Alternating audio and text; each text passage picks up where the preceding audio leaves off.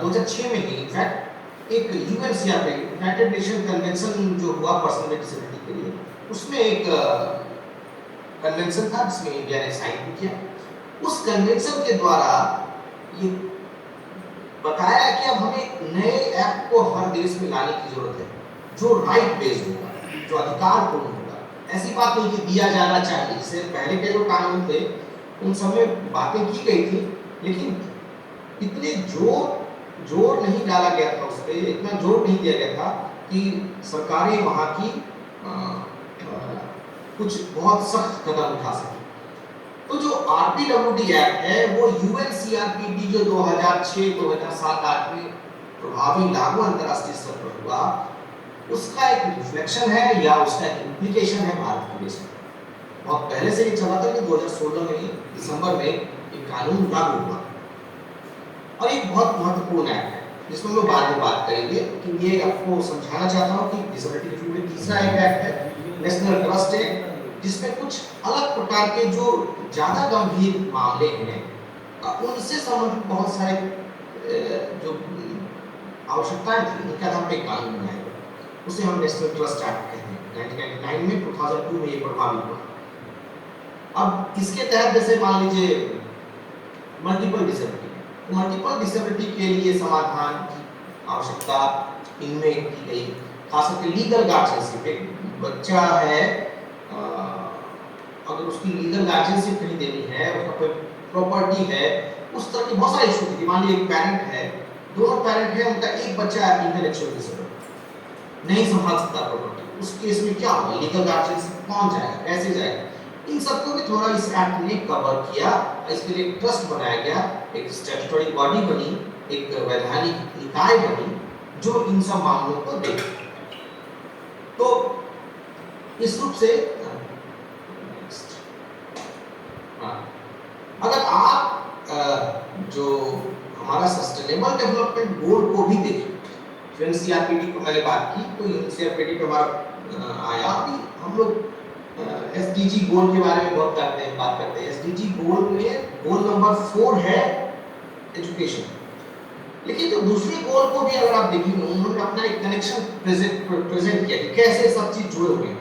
तो अगर आप उसे केंद्र बिंदु में देखें, केंद्र बिंदु में क्या है, शिक्षा ही है केंद्र बिंदु।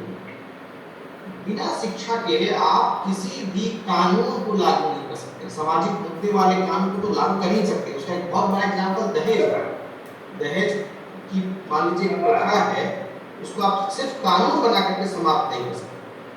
चाहे इस तरह का जो भी था नहीं कर सकते थे, अभी भी समाप्त नहीं हो पाया है, उसमें एजुकेशन का रोल बहुत इम्पोर्टेंट है। तो जितने भी मामले हैं, क्लाइमेट चेंज हो, एम्प्लॉयमेंट हो, या इस तरह कोई भी इनइक्वालिटी हेल्थ का मामला हो, सब में का केंद्र बिंदु एजुकेशन होता है। तो एजुकेशन बहुत एक क्रिटिकल एस्पेक्ट है, बहुत गंभीर मसला है और एक महत्वपूर्ण बिंदु है जिसे हम सबको समझना बहुत जरूरी है। हम आज जो कुछ भी देख रहे हैं उसी संदर्भ में अपने आसपास बदलाव को देखें। मैं चाहता हूं कि आज के परिप्रेक्ष्य में जितनी भी आपके आसपास परिवर्तन हो रहे, जो एक्ट के प्रावधान थे उन सबको आवश्यक माना है। लगता है कि काम नहीं हो पा रहा है। एक्चुअली होता ये है कि अगर आप देखें कि जो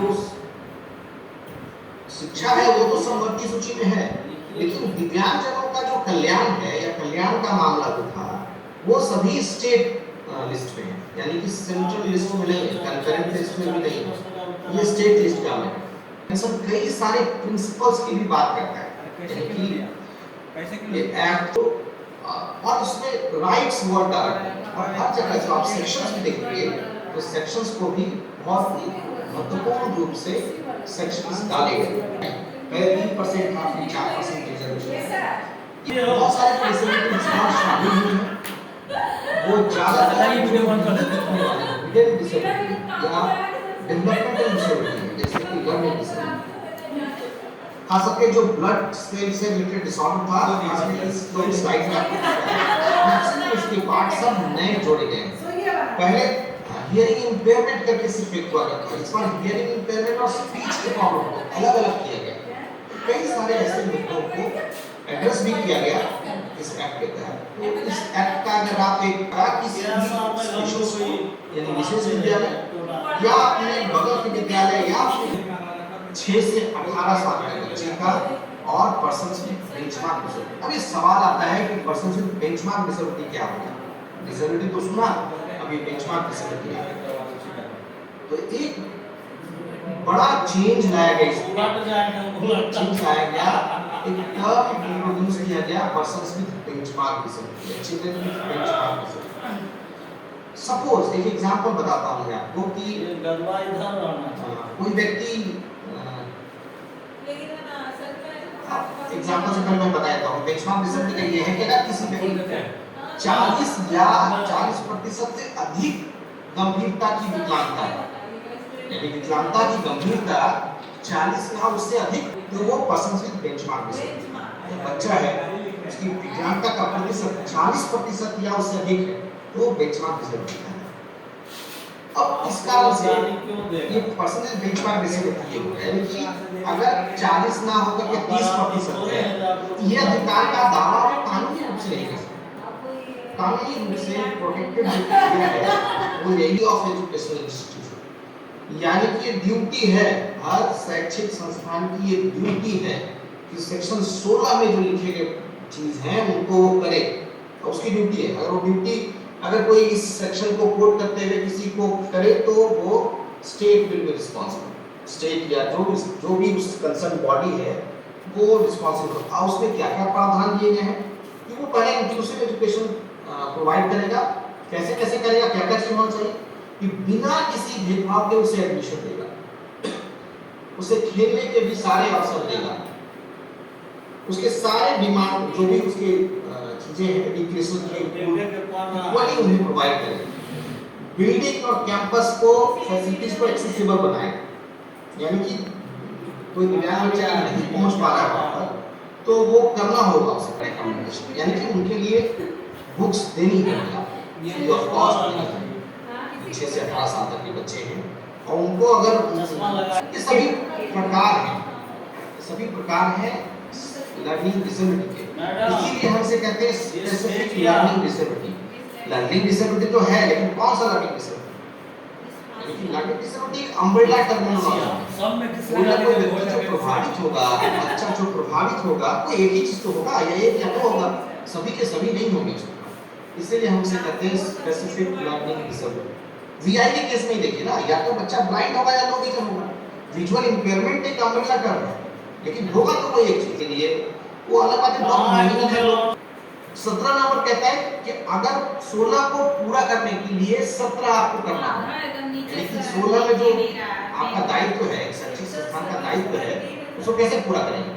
तो इसके लिए 17 है। 17 को करने के लिए संस्थान नहीं लेगा, ये सरकार ही लेगी, जो सरकार उस संदर्भ में है लेगी।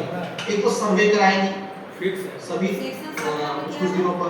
दूसरा, एडिक्वेट नंबर ऑफ एजुकेशन को हर एजुकेशन लेवल पे ट्रेनिंग देने की बात की गई। यही एनईपी भी देखिए, एनईपी भी कहता है, इसमें वो आरसीआई और एनसीटी दोनों को सिनर्जी एस्टैब्लिश करने की बात करता है, ताकि इस तरह के प्रोफेशनल डेवलपमेंट चीजें की जा सके। और adequate number of resource centre establish किए जाएं स्कूल एजुकेशन पे, जो हमारे पीआरसी और पीआरसी में आप देखते हो कि कहीं कहीं एस्टैब्लिश किए गए। और ब्रेल लर्न साइन लैंग्वेज के लिए इन्होंने कहा कि गवर्नमेंट सुटेबल नहीं, जो अमेरिका स्कीम गवर्नमेंट चलाती है, जिसमें किसी भी 12 क्लास तक के बच्चे को फ्री किताबें मिल सके, इसकी व्यवस्था की जाती है। वही देखिए सेक्शन जी में है, कुछ खास संदर्भ है, सभी के लिए नहीं, कुछ जिनके लर्निंग की प्रॉब्लम है, लिखने की प्रॉब्लम है, तो उनके लिए दी गई। इस 1 घंटे पे ब्लाइंड बच्चा है, आप उसे 1 घंटे नहीं 1 घंटे 20 मिनट देना होगा और साथ में स्क्राइब भी देना होगा। ऐसा कई सारे जो पर्सन की डिसेबिलिटी है उनके लिए 1 घंटे के अतिरिक्त 1 घंटा हर घंटे पे 20 मिनट, 3 घंटे का एग्जाम है तो 4 घंटे का एग्जाम होगा। आप इन सब के एकोमोडेशन को डीपीडब्ल्यूडी के वेबसाइट से भी डाउनलोड कर सकते हैं, या सीबीएसई के के बाद अगर उसे कुछ कंटिन्यू करना है एजुकेशन प्रोग्राम को, तो वो भी उसको इक्वली इंपॉर्टेंस देकर के उसे उसके एग्जाम उसके लिए पढ़ाई लिखाई की व्यवस्था होनी चाहिए। दूसरा एक महत्वपूर्ण एक शब्द मैं बता यही कहना चाहता हूँ कि कोई भी जैसे मैंने एग्जाम्पल दिया दहेज का ही मुद्दा है या कोई भी सामाजिक मुद्दा सिर्फ कानून से आपसे एक समाप्त कारण से बच्चे सफर करते हैं या व्यक्ति सफर कर सकते हैं। तो इस क्षमता पर आती नहीं सुगमता तभी आएगी जब हम बैरियर्स को हटाएंगे। तो ये अगर उसको फिजिकल बैरियर के रूप में मैं एक छोटा सा गाइडलाइन जारी चाहता हूँ कि आप लोग जानें। मैंने स्लाइड को आपको भेज दिया है। स्लाइड में हो सकता है पीपीटी जो आपका चीफ इंजीनियर है अपने डिपार्टमेंट का उसके द्वारा प्रोजेक्ट बनाया हुआ हो आप उस फिटिंग हो रहा है वहाँ उसके लिए बहुत मुफ्त में करने की सरकार की योजना इस बार शुरू हो जाएगी। तो अगली बार से आप अपनी किताब को भी आप कन्वर्ट करके देंगे तो उसका शुरुआत में जब बनाए बहुत छोटे-छोटे डिफाइन किया गया है reasonable accommodation with appropriate modification and adjustment without imposing disappropriate or undue burden in a particular case। यानी कि सरकार पर भी केस बर्डन ना बढ़े फाइनेंशियल लेकिन आप कुछ ऐसा कर सकते हैं जिसमें नए जमाने में अब हर जगह आप एनसीईआरटी को देखें या उससे बहुत पहले से भी विश्व इंस्टीट्यूट के बहुत सारे चीज़ों में एक यूनिवर्सल डिजाइन के लिए सब कर रहे हैं बिजनेस।